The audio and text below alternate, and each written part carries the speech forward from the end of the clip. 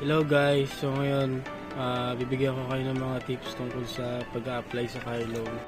So guys, sa ating pag-a-apply naman is meron tayong 3 modes of payment, meron tayong cash, meron tayong bank PO o bank purchase order or in-house financing. So sa cash natin mga boss, ang kailangan lang naman natin dyan is yung ating 2 valid ID saka yung ating bank payment. So, pag meron na tayo niyan, so pwede na natin makuha yung sasakyan or ma-release. Then, pangalawa naman mga boss, yung ating bank purchase order. So, ano ba yun? Yung bank purchase order natin mga boss, ito yung magdedirekta na tayo mag-apply sa bangko. Or, minsan, si bangko naman mga boss, sila yung nag-i-insist na mag-apply yung mga depositor nila sa kanila ng car loan.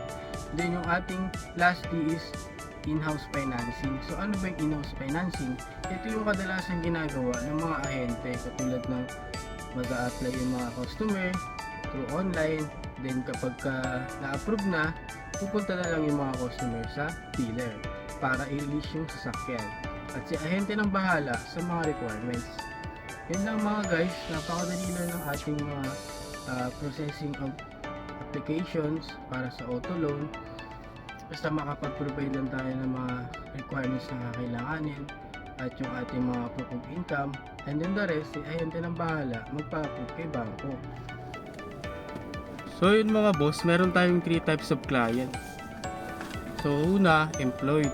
Pangalawa naman, self-employed. Tapos meron tayong, yung pangatlo natin is OFW.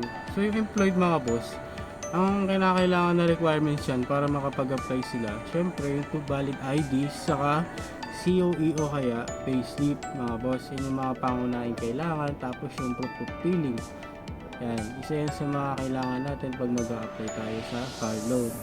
Then yung pangalawa naman mga boss, ito yung self-employed. Pag sinabing self-employed mga boss, ito yung may mga negosyo, mga business, ganyan.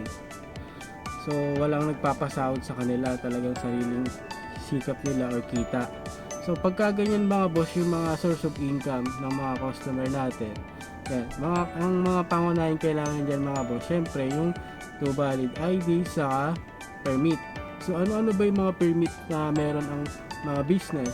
Una mga boss, syempre yung DTI permit. Pangalawa, yung mayor's permit or barangay's permit.